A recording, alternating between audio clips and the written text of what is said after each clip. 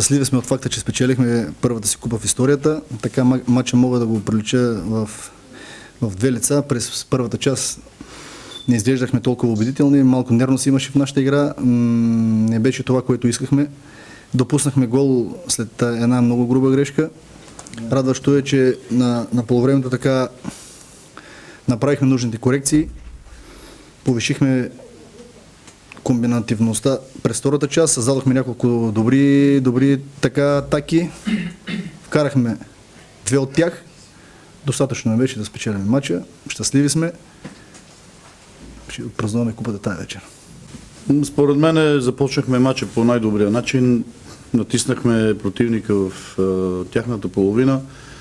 Отбелязахме много хубав гол и съжалявам, че след това имахме 2-3 възможности пак да отбележиме гол. Не се случи и като че ли решихме, че матчът е приключил при 1-0, но знаете, че се играе до последния съдийски сигнал. И през цялата седмица бяхме говорили за ситуациите, при които Лудогорец отбелязват гол. По същия начин днес ни отбелязаха даже и два.